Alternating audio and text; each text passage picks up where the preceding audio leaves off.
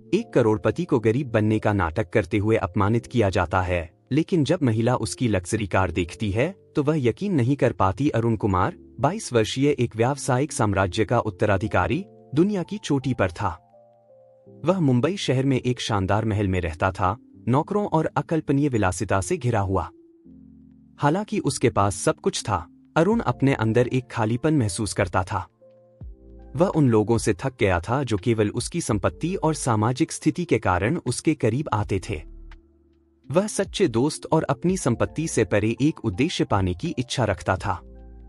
एक दिन अपनी दिवंगत मां के फोटो एल्बम को देखते हुए अरुण को एक पुराना पत्र मिला। उसमें उसकी मां ने उसे विश्वविद्यालय में अपने अनुभव के बारे में बताया था, जहां उसने अरुण के पिता से मुलाकात की थी और जीवन में अपना सच्चा जुनून पाया था। अरुण की मां के शब्दों ने उसके दिल को छू लिया और उसे एक कठोर निर्णय लेने के लिए प्रेरित किया। अपनी संपत्ति के प्रभाव के बिना अपनी असली पहचान की खोज करने के लिए दृढ़ संकल्पित अरुण ने एक दूर के शहर में जाने और एक सामान्य छात्र के रूप में विश्वविद्यालय में दाखिला लेने की योजना बनाई। उसने अपने जीवंत छात्र जीवन और सार्वभौमिक माहौल के लिए प्रसिद्ध दिल्ली शहर का चयन किया। अरुण अपने पिता राजेश कुमार से मिला ताकि उन्हें अपने निर्णय के बारे में बता सके। राजेश, एक बुद्धिमान और समझदार व्यक्ति, ने अपने बेटे का समर्थन किया, यह समझते हुए कि यह अनुभव उसके व्यक्तिगत विकास के लिए कितना महत्वपूर्ण था।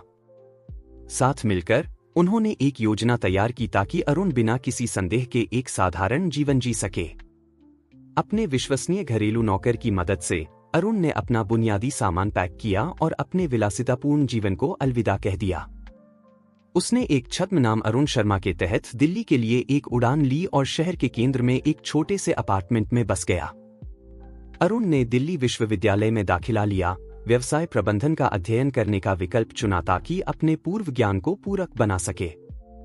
उत्साह और घबराहट के मिश्रण के साथ वह अपनी नई चुनौती का सामना करने के लिए तैयार हो गया।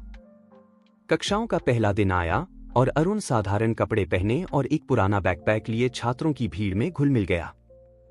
वह असुरक्षित और अनावृत महसूस कर रहा था। किसी को संदेह नहीं था कि साधारण दिखने वाला यह युवक वास्तव में एक करोड़पति था। विश्वविद्यालय के गलियारों में चलते हुए अरुण अपने सहपाठियों को देख रहा था, सोच रहा था कि इस नए अध्याय में उसके सच्चे दोस्त कौन होंगे। वह अपने व्यक्तित्व और मूल्यों के आधार पर वास्तविक संबंध बनाने के लिए दृढ़ था, न कि अपनी संपत्ति के आधार पर। हर कदम के साथ अरुण महसूस कर रहा था कि वह एक अनजान दुनिया में प्रवेश कर रहा है जो संभावनाओं और चुनौतियों से भरी है। वह जानता था कि यह यात्रा उसके जीवन को हमेशा के लिए बदल देगी और वह भाग्य जो उसके लिए तय था, उसका सामना करने के लिए तैयार था। सच्ची दोस्ती और आत्मखोज की खोज शुरू हो गई थी। दिल्ली विश्वविद्यालय में पहले कुछ दिन अरुण के लिए एक चुनौती थे। अपने सामाजिक स्थान के कारण सम्मान और आदर के साथ व्यवहार किए जाने के आदी, अब वह अपने सहपाठियों की उदासीनता और कभी कभी तिरस्कार का अनुभव कर रहा था। कक्षाओं में अरुण आखिरी पंक्ति में बैठता था, अनदेखा रहने की कोशिश करता था। हालांकि उसकी सादगी भरी उपस्थिति और संरक्षित रवैया कुछ छात्रों का ध्यान खींचता था। उसके आसपास फुसफुसाहट और उपहासपूर्ण हंसी सुनाई देती थी और अरुण उन तिरस्कारपूर्ण नजरों को महसूस कर सकता था जो उस पर डाली जा रही थी। एक दिन अर्थशास्त्र परिचय की कक्षा के दौरान प्रोफेसर ने छात्रों से एक परियोजना के लिए समूह बनाने को कहा। अरुण शर्मीले ढंग से एक समूह के पास गया, उम्मीद कर रहा था कि उसे शामिल किया जाएगा। हालांकि उसे तिरस्कार की नजरों और कटु टिप्पणियों का सामना करना पड़ा। हमें गरीब लड़के के साथ क्यों काम करना चाहिए? समूह के नेता विकास ने मजाक उड़ाया। शायद वह परियोजना के अपने हिस्से के लिए भुगतान भी नहीं कर सकता। अरुण शर्मिंदा और आहत समूह से दूर चला गया, अपमान का बोझ महसूस करते हुए। उसने सोचा कि क्या उसने इस साहसिक कार्य में शामिल होने का सही निर्णय लिया था। उसी पल में एक दयालु दिखने वाला युवक अरुण के पास आया। नमस्ते, मैं राहुल हूं, उसने गर्म मुस्कान के साथ अपना परिचय दिया। उन मूर्खों की परवाह मत करो। क्या तुम मेरे समूह में शामिल होना चाहोगे? अरुण राहुल की दयालुता से आश्चर्यचकित कृतज्ञता के साथ उसके प्रस्ताव को स्वीकार कर लिया। साथ मिलकर वे परियोजना पर काम करना शुरू कर दिए, विचारों और ज्ञान को साझा करते हुए। राहुल एक वफादार और समझदार दोस्त साबित हुआ, जिसे अरुण की उपस्थिति या सामाजिक स्थिति से कोई फर्क नहीं पड़ता था। जैसे जैसे दिन बीतते गए, अरुण और राहुल और भी करीब हो गए। वे विश्वविद्यालय के कैफेटेरिया में एक साथ दोपहर का भोजन करते थे, कहानियां साझा करते थे और राहुल की मजेदार बातों पर हंसते थे।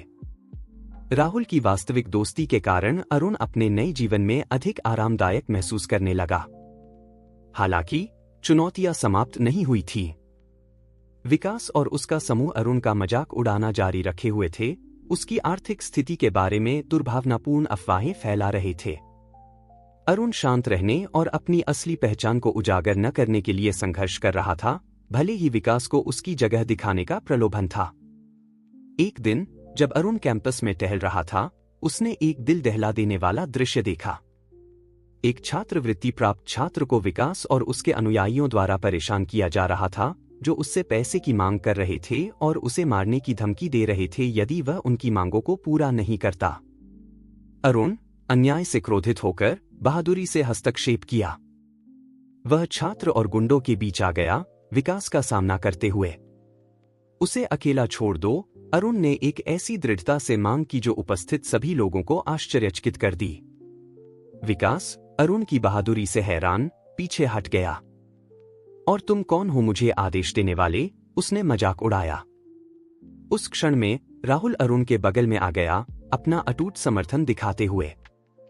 वह कोई ऐसा है जो धमकाने को बर्दाश्त नहीं करता, राहुल ने दृढ़ता से जवाब दिया। अरुण और राहुल की एकता के सामने विकास और उसका समूह अनिच्छा से पीछे हट गए, खोखली धमकियां बुदबुदाते हुए। छात्रवृत्ति प्राप्त छात्र ने आभारी होकर अरुण और राहुल को गले लगा लिया, उनकी बहादुरी को स्वीकार करते हुए। उस क्षण से अरुण और राहुल हाशिए पर रहने वाले छात्रों के रक्षक बन गए। उनकी दोस्ती हर दिन मजबूत होती गई और अरुण वफादारी और साथीपन के सच्चे मूल्य को समझने लगा। लेकिन सबसे बड़ी चुनौतियां अभी आनी बाकी थीं। अरुण जानता था कि उसका रहस्य हमेशा के लिए छिपा नहीं रह सकता था, और वह सोच रहा था कि जब उसके नए दोस्त उसकी असली पहचान का पता लगाएंगे तो कैसी प्रतिक्रिया देंगे। क्या वे उसे वास्तव में स्वीकार कर पाएंगे, उसकी संपत्ति से परे? केवल समय ही बताएगा। जैसे जैसे सेमेस्टर आगे बढ़ता गया, अरुण दिल्ली विश्वविद्यालय में नई शैक्षणिक और सामाजिक चुनौतियों का सामना करने लगा। निजी शिक्षकों और असीमित संसाधनों के आदी होने के कारण अब उसे अपने दम पर विश्वविद्यालय जीवन की मांगों के अनुसार ढलना पड़ रहा था। कक्षाओं में अरुण पाठों की तेज गति के साथ तालमेल बनाए रखने के लिए संघर्ष कर रहा था। अपनी जन्मजात बुद्धिमत्ता के बावजूद उसे एहसास हुआ कि उसके विशेषाधिकार प्राप्त शिक्षा के कारण उसके ज्ञान में कमियां थीं। वह अपने अध्ययन को पूरा करने के लिए पुस्तकालय में देर रात तक लंबे समय तक बिताता था। राहुल हमेशा सतर्क रहते हुए अरुण को उसके अध्ययन में मदद करने की पेशकश करता था। साथ मिलकर वे नोट्स की समीक्षा करते थे और कठिन अवधारणाओं पर चर्चा करते थे। धीरे धीरे अरुण के प्रयास फल देने लगे और उसके ग्रेड में सुधार होने लगा। शैक्षणिक चुनौतियों के अलावा अरुण निरंतर सामाजिक दबाव का भी सामना कर रहा था। विकास और उसका समूह उसका मजाक उड़ाने और दुर्भावनापूर्ण अफवाहें फैलाने का कोई मौका नहीं छोड़ते थे। अरुण ने उनकी कटु टिप्पणियों को अनदेखा करना और अपने सच्चे दोस्तों पर ध्यान केंद्रित करना सीख लिया। कठिनाइयों के बावजूद अरुण ने राहुल के साथ खुशी और साथीपन के क्षण पाए।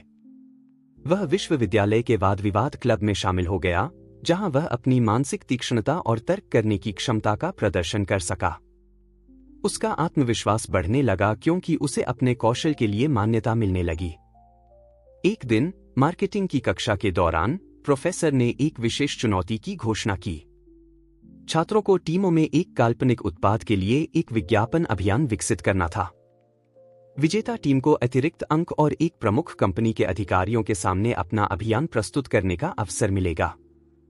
अरुण और राहुल ने दो अन्य छात्रों, अनुष्का और करण के साथ एक टीम बनाई। अनुष्का एक प्रतिभाशाली और रचनात्मक युवती थी, जबकि करण एक ग्राफिक डिजाइन विशेषज्ञ था। चारों ने मिलकर एक शक्तिशाली टीम बनाई। हफ्तों तक वे अपने अभियान पर अथक रूप से काम करते रहे। अरुण ने अपना व्यावसायिक ज्ञान और रणनीतिक दृष्टि प्रदान की, जबकि राहुल ने बाजार अनुसंधान का प्रबंधन किया। अनुष्का ने एक नवीन विचार विकसित किया और करण ने एक प्रभावशाली लोगो और प्रचार सामग्री डिजाइन की।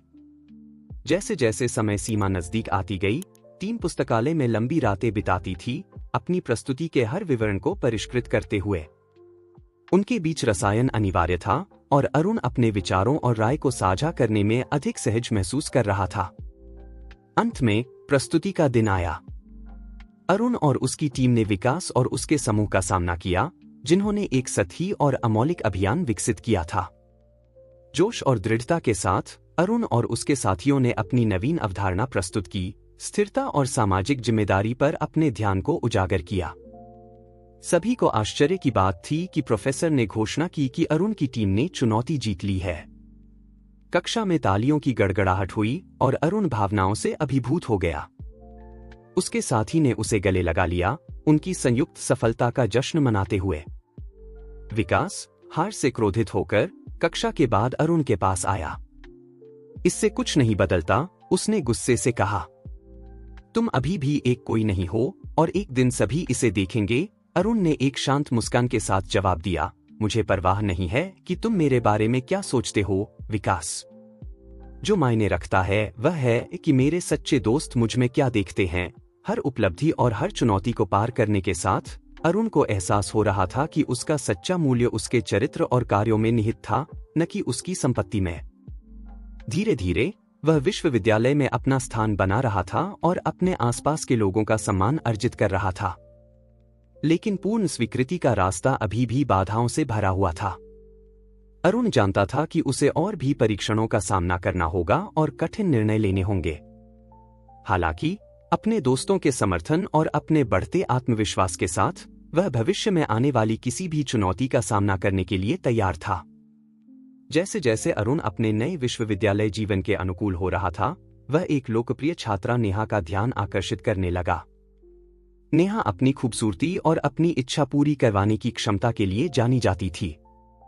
कई छात्र उसकी प्रशंसा करते थे और उसके सामाजिक दायरे में रहना चाहते थे। एक दिन साहित्य की कक्षा के दौरान नेहा एक मोहक मुस्कान के साथ अरुण के पास आई। नमस्ते अरुण, उसने मीठी आवाज में कहा। मैंने देखा है कि तुम कक्षा में कितने बुद्धिमान हो। क्या तुम कभी मेरे साथ पढ़ाई करना चाहोगे? अरुण नेहा के ध्यान से चकित एक पल के लिए हिचकिचाया। उसने नेहा की प्रतिष्ठा और दूसरों को अपने फायदे के लिए हेरफेर करने की उसकी प्रवृत्ति के बारे में अफवाहें सुनी थी। हालांकि वह उसे बिना जाने निर्णय नहीं लेना चाहता था। क्यों नहीं, उसने सावधानी से जवाब दिया। हम कक्षा के बाद पुस्तकालय में मिल सकते हैं। नेहा संतुष्ट मुस्कुराई और एक कटाक्ष के साथ चली गई। राहुल, जिसने यह बातचीत देखी थी, चिंता की नजर से अरुण के पास आया। नेहा से सावधान रहना, राहुल ने चेतावनी दी। उसने पहले भी कई लड़कों को चोट पहुंचाई है। मैं नहीं चाहता कि तुम उसका अगला निशाना बनो। अरुण ने राहुल की चिंता के लिए धन्यवाद दिया, लेकिन उसने नेहा को मौका देने का फैसला किया। उस शाम वे पुस्तकालय में मिले और एक साथ पढ़ाई करना शुरू किया। नेहा आकर्षक और मनोरंजक थी और अरुण उसकी कंपनी का आनंद ले रहा था। जैसे जैसे वे एक साथ अधिक समय बिताने लगे, अरुण नेहा की ओर आकर्षित होने लगा।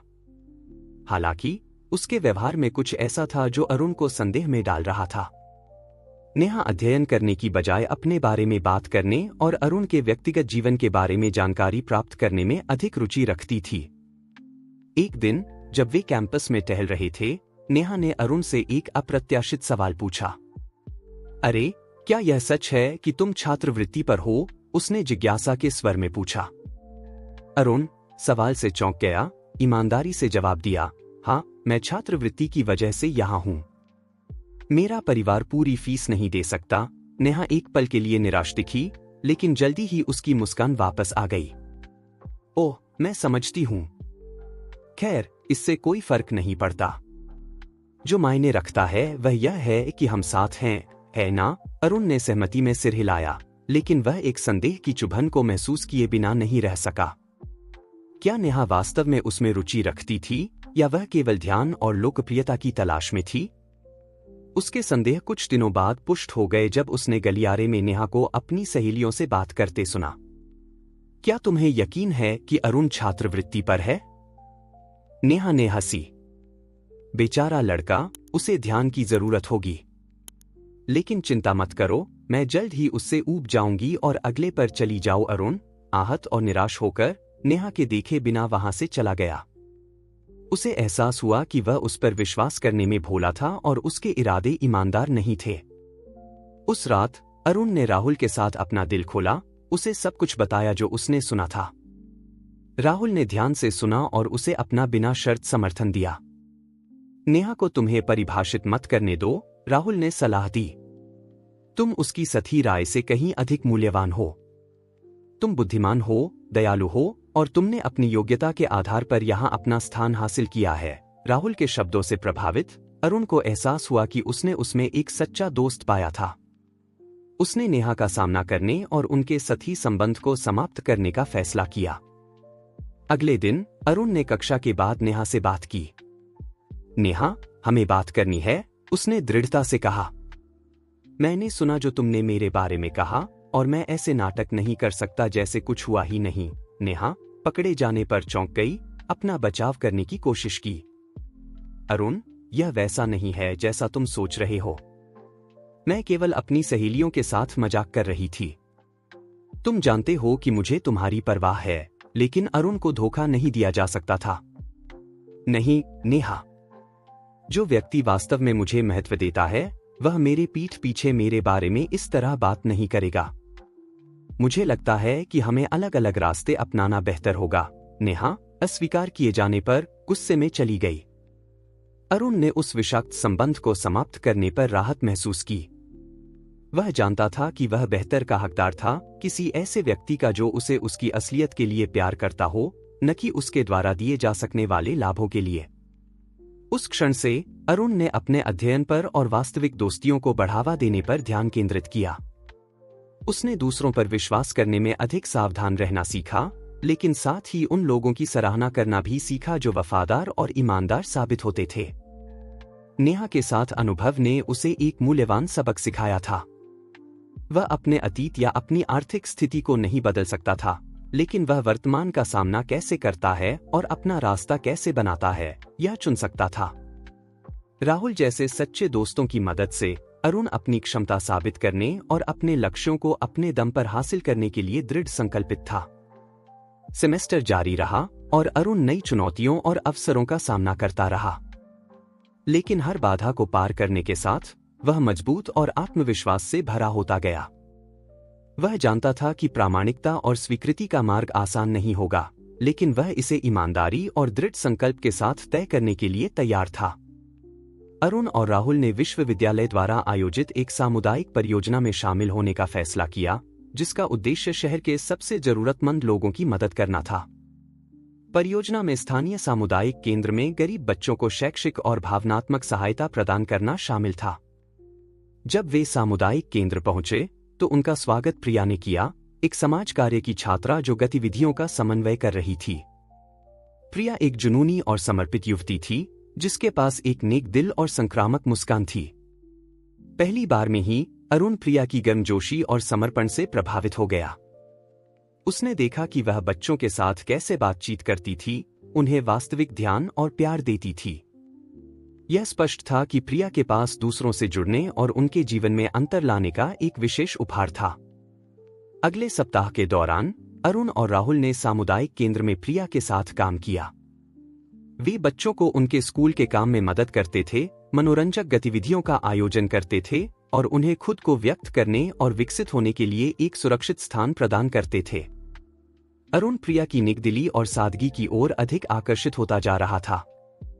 वह उसके निस्वार्थ समर्पण और हर व्यक्ति में सर्वश्रेष्ठ देखने की क्षमता की प्रशंसा करता था। नेहा के विपरीत, जो ध्यान और लोकप्रियता की तलाश में थी, प्रिया एक प्रामाणिकता और दयालुता का प्रसार करती थी जो अरुण को मोहित कर रही थी। एक दिन जब वे सामुदायिक केंद्र में एक दीवार चित्र को रंग रहे थे, अरुण और प्रिया को गहराई से बात करने का मौका मिला। प्रिया ने उसे अपने कठिन बचपन के बारे में बताया और कैसे उसने विश्वविद्यालय तक पहुंचने के लिए बाधाओं को पार किया था। कठिनाइयों के बावजूद उसने कभी अपनी आशा और दूसरों की मदद करने की इच्छा नहीं खोई। प्रिया की कहानी से प्रभावित अरुण ने उसके साथ एक गहरा जुड़ाव महसूस किया। उन्होंने अपने सपनों और आकांक्षाओं को साझा किया, यह खोजते हुए कि उनके बीच बहुत कुछ समान था। दोनों दुनिया में अंतर लाना चाहते थे और दूसरों की भलाई के लिए अपने कौशल का उपयोग करना चाहते थे। जैसे जैसे वे एक साथ अधिक समय बिताने लगे, अरुण और प्रिया के बीच एक विशेष दोस्ती विकसित हुई। वे एक दूसरे के प्रोजेक्ट्स में सहायता करते थे और मुश्किल समय में एक दूसरे को प्रोत्साहित करते थे। राहुल उनके बीच के रसायन को देखकर उन्हें अगला कदम उठाने के लिए मजाक में प्रोत्साहित करता था। हालांकि अरुण अभी भी अपनी असली पहचान के बारे में अपना रहस्य छिपाए हुए था। वह डरता था कि अगर प्रिया को पता चलेगा कि वह एक करोड़पति है तो वह उसे अस्वीकार कर देगी या उसे अलग नजरिए से देखेगी। वह चाहता था कि उसे उसकी असलियत के लिए प्यार किया जाए, न कि उसके पैसे के लिए। एक दिन जब वे सामुदायिक केंद्र में काम कर रहे थे, प्रिया ने अरुण को एक सपना बताया जो वह देखती थी। वह कम आय वाले बच्चों को छात्रवृत्ति और शैक्षिक अवसर प्रदान करने के लिए एक फाउंडेशन बनाना चाहती थी। लेकिन वह जानती थी कि इसे साकार करने के लिए उसे बहुत समर्थन और संसाधनों की आवश्यकता होगी। प्रिया के जुनून और दृष्टि से प्रभावित अरुण ने उसकी मदद करने की इच्छा महसूस की। वह जानता था कि उसके पास उन बच्चों के जीवन में एक महत्वपूर्ण अंतर लाने के साधन थे। लेकिन वह ऐसा कैसे कर सकता था बिना अपना रहस्य उजागर किए? अपनी भावनाओं और डर से जूझते हुए अरुण ने फैसला किया कि प्रिया के साथ ईमानदार और बहादुर होने का समय आ गया था। वह जानता था कि अगर वह उसके साथ एक प्रामाणिक रिश्ता बनाना चाहता है तो उसे अपनी असली पहचान का खुलासा करना होगा और परिणामों का सामना करना होगा। धड़कते दिल के साथ अरुण ने प्रिया से सामुदायिक केंद्र के एक शांत स्थान पर मिलने का अनुरोध किया। वहां कापती आवाज में उसने अपना रहस्य स्वीकार किया और अपनी पहचान छिपाने के पीछे के कारणों की व्याख्या की। प्रिया शुरू में चौंक गई, ध्यान से अरुण की बात सुनी। जैसे जैसे वह बोलता गया, वह उसकी आंखों में भेद्यता और ईमानदारी देख सकती थी। उसने समझा कि अरुण एक अहंकारी करोड़पति नहीं था, बल्कि एक नेक दिल वाला युवक था जो दुनिया में अपना स्थान खोजने की कोशिश कर रहा था। उस क्षण में प्रिया ने अरुण का हाथ पकड़ लिया और उसे वे शब्द कहे जिन्हें सुनने की उसे बहुत जरूरत थी। अरुण, मुझे तुम्हारे पैसे या तुम्हारी स्थिति से कोई फर्क नहीं पड़ता। मुझे उस व्यक्ति की परवाह है जो तुम हो, अपनी सभी अच्छाइयों और कमियों के साथ। तुमने एक वफादार दोस्त, उदार और दूसरों की मदद करने के लिए प्रतिबद्ध व्यक्ति होने का प्रमाण दिया है।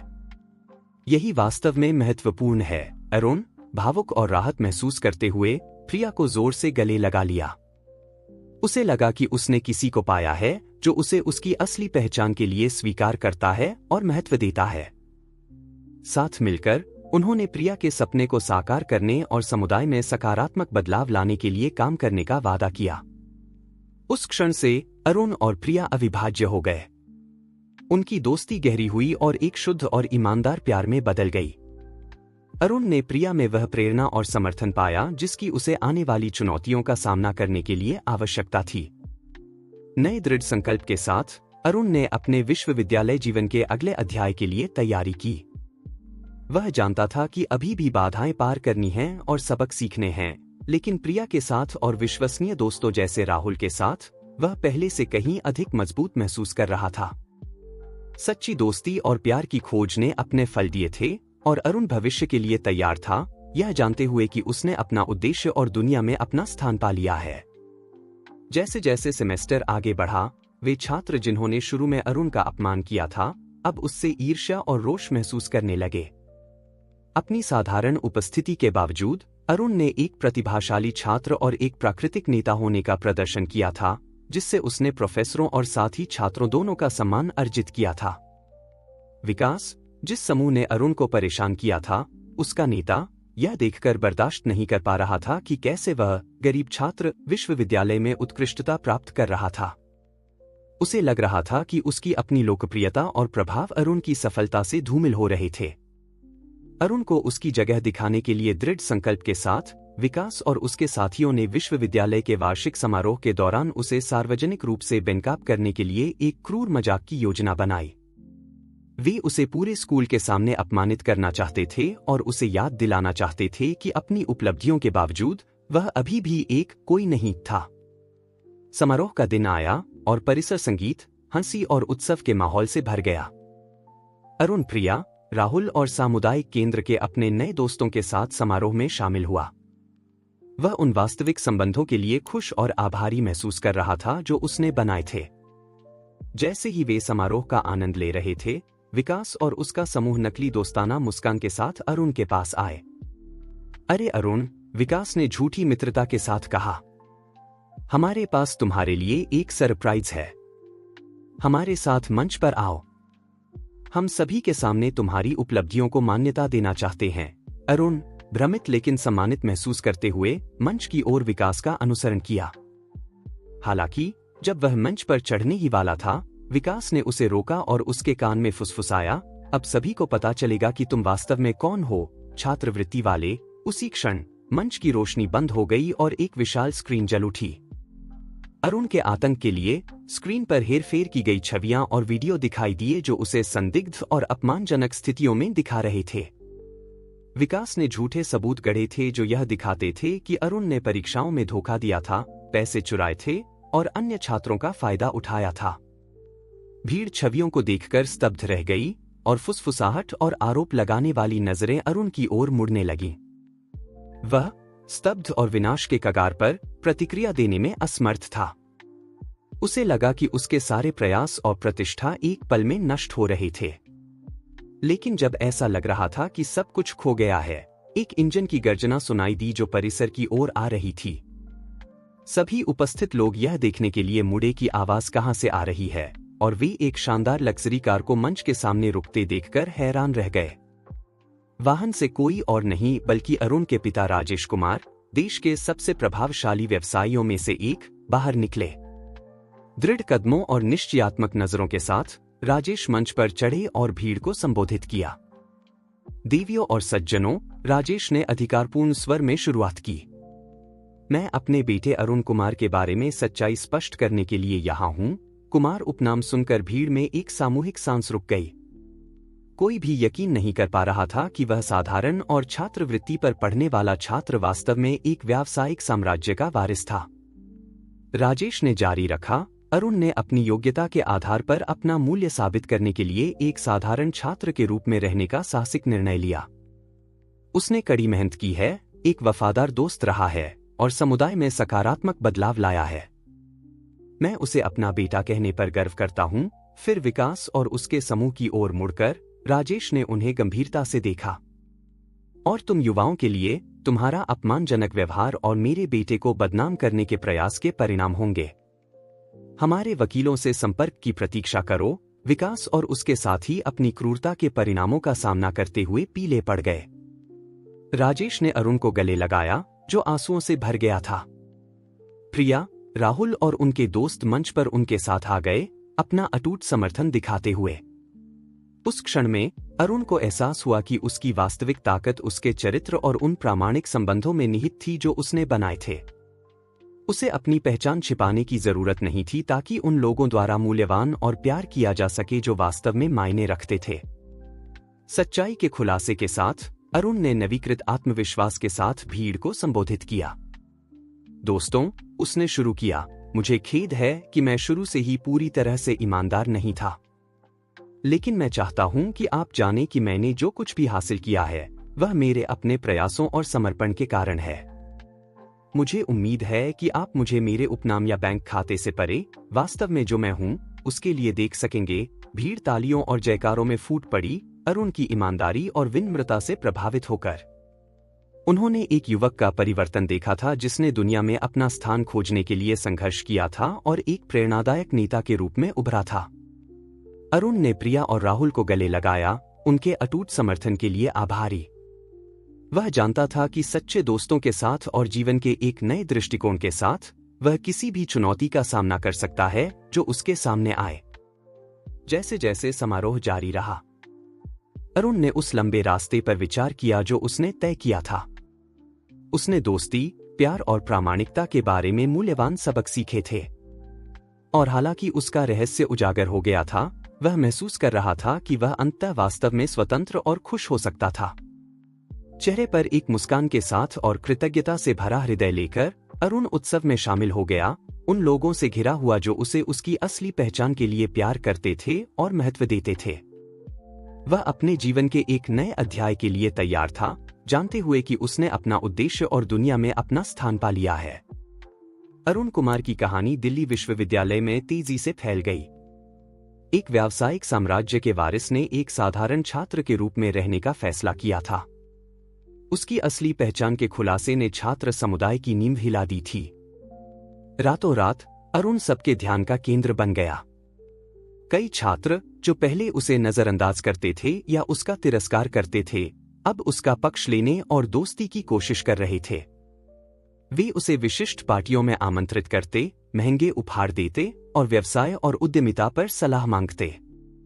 अरुण अचानक मिली इस ध्यान से अभिभूत महसूस कर रहा था। वह जानता था कि इस रुचि का एक बड़ा हिस्सा सती था और उसकी स्थिति और धन से लाभ उठाने की इच्छा से प्रेरित था। हालांकि अरुण ने यह भी देखा कि कुछ छात्र वास्तविक जिज्ञासा और प्रशंसा के साथ उसके पास आ रहे थे। कुछ उसे एक रोल मॉडल के रूप में देखते थे, किसी ऐसे व्यक्ति के रूप में जिसने अपेक्षाओं को चुनौती दी थी और यह साबित किया था कि चरित्र और प्रयास सामाजिक स्थिति से अधिक महत्वपूर्ण है। सारी हलचल के बीच अरुण अपने मूल्यों और सिद्धांतों के प्रति सच्चा रहा। उसने अपना समय और ऊर्जा सामुदायिक परियोजनाओं पर लगाना जारी रखा, प्रिया के साथ काम करते हुए समाज के वंचित वर्गों के जीवन में बदलाव लाने के लिए। अपने नए प्रभाव की स्थिति के बावजूद अरुण उन लोगों को नहीं भूला जिन्होंने उसके सबसे कठिन क्षणों में उसका समर्थन किया था। उसने उन प्रोफेसरों के लिए धन्यवाद समारोह आयोजित किए जिन्होंने उसे प्रेरित किया था, और उन साथियों के लिए जिन्होंने उसे वैसा ही स्वीकार किया था जैसा वह था। हालांकि सभी लोग घटनाओं के मोड़ से खुश नहीं थे। विकास और उसका समूह, जो अपनी दुर्भावनापूर्ण कार्रवाइयों के कारण बेनकाब हो गए थे, अब अपने कृत्यों के परिणामों का सामना कर रहे थे। विश्वविद्यालय ने उनके व्यवहार की औपचारिक जांच शुरू कर दी थी और कई छात्र उन्हें नापसंदगी और तिरस्कार की नजरों से देख रहे थे। अरुण, विकास और उसके साथियों के हाथों जो कुछ भी सहा था, उसके बावजूद बदला नहीं चाहता था। इसके बजाय उसने स्थिति में बदलाव और सुलह को बढ़ावा देने का एक अवसर देखा। वह विकास के पास गया और उसे सामुदायिक सेवा और व्यक्तिगत चिंतन के माध्यम से खुद को सुधारने का मौका दिया। विकास, जो शुरू में संदेहास्पद था, धीरे धीरे अरुण को एक नए प्रकाश में देखने लगा। उसने समझा कि उसने उस युवक को गलत समझा था जो एक दयालु नेता और ईमानदारी का उदाहरण साबित हुआ था। धीरे धीरे विकास ने अपना रवैया बदलना शुरू कर दिया और दूसरों की मदद करने के लिए अरुण के साथ परियोजनाओं पर काम करना शुरू कर दिया। इस बीच अरुण और प्रिया का रिश्ता और मजबूत होता गया। वे एक ऐसे भविष्य के बारे में सपने देखते थे जिसमें वे अपने जुनून और कौशल को मिलाकर दुनिया में सकारात्मक प्रभाव डाल सकें। अरुण प्रिया के समर्पण और नेकदिली की प्रशंसा करता था और वह अरुण की विनम्रता और उदारता की सराहना करती थी।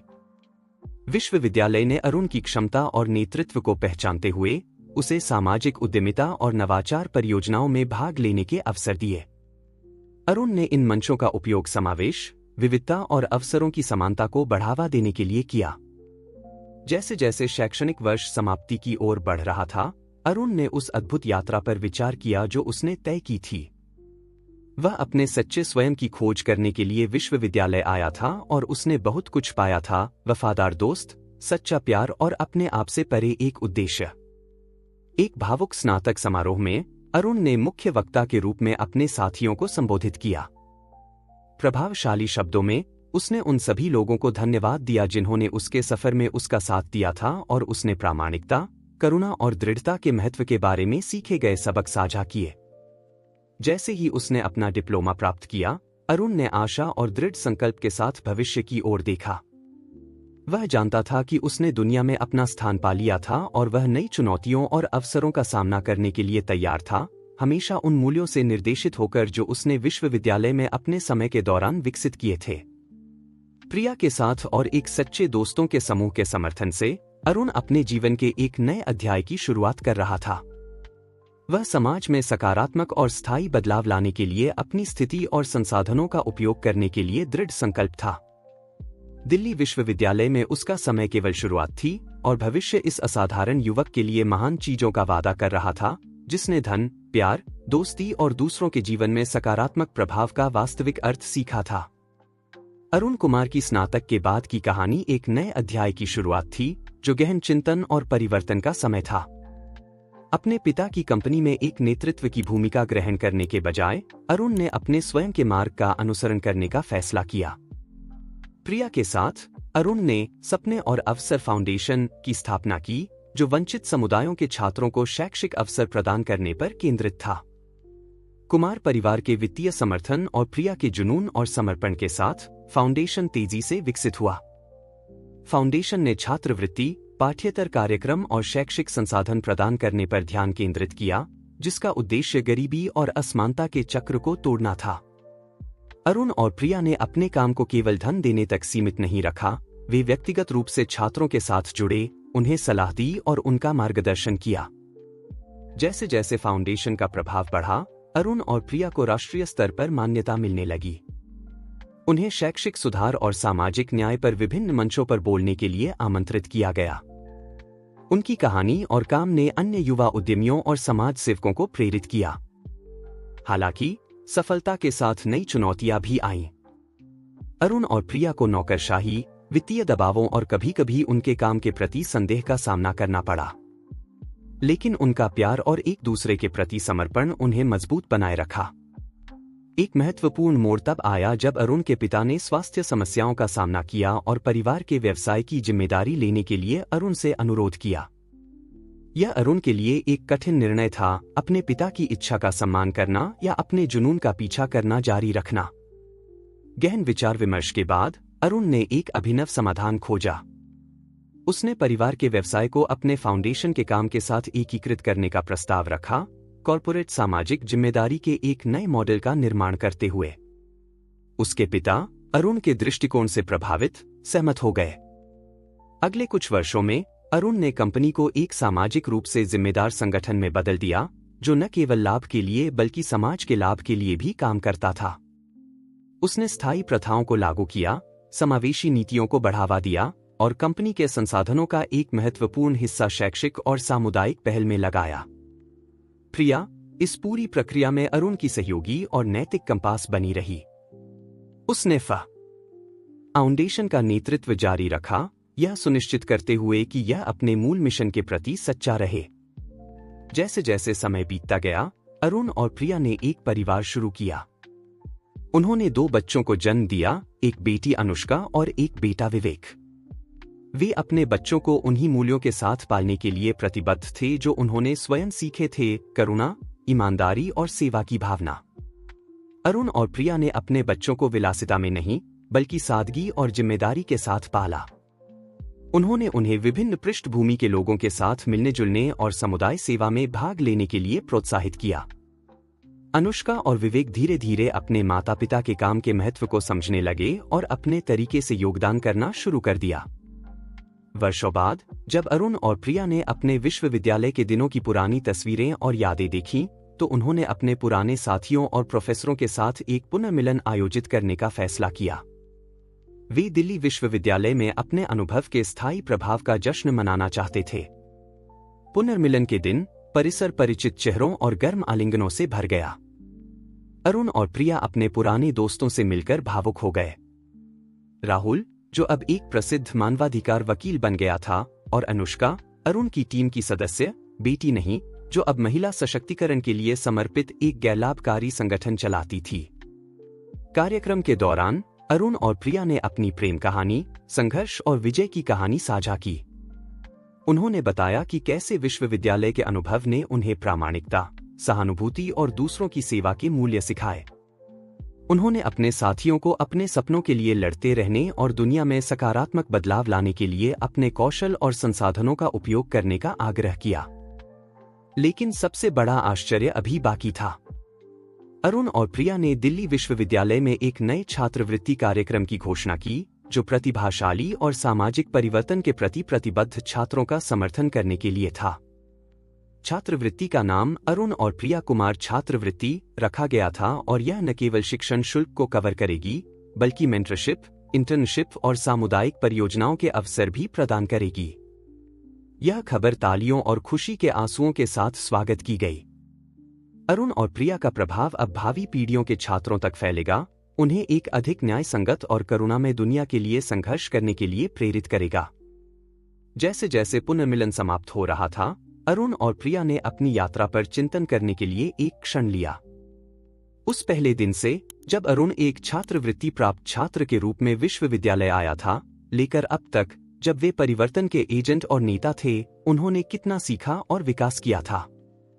प्रिया की आंखों में देखते हुए अरुण ने उस प्यार, ताकत और बुद्धि को देखा जो उन्होंने वर्षों से साझा की थी। वह जानता था कि साथ मिलकर वे किसी भी चुनौती का सामना कर सकते हैं और दुनिया में अंतर लाना जारी रख सकते हैं।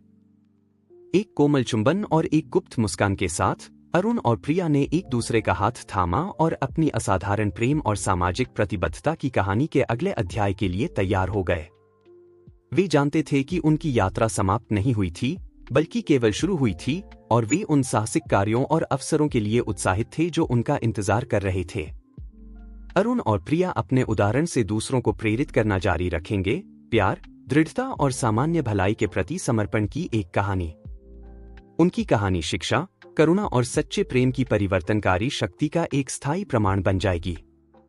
और इस प्रकार, उसी परिसर में जहां सब कुछ शुरू हुआ था, अरुण और प्रिया ने एक उद्देश्यपूर्ण जीवन जीने, अपने सपनों के लिए लड़ने और एक समय में एक दिल को दुनिया को बेहतर बनाने की अपनी प्रतिबद्धता को नवीनीकृत किया। उनका प्यार, जो कठिनाई में ढला था और करुणा से मजबूत हुआ था, सभी के लिए आशा का एक प्रकाश स्तंभ बना रहेगा जिन्हें उनकी असाधारण कहानी सुनने का सौभाग्य मिलेगा।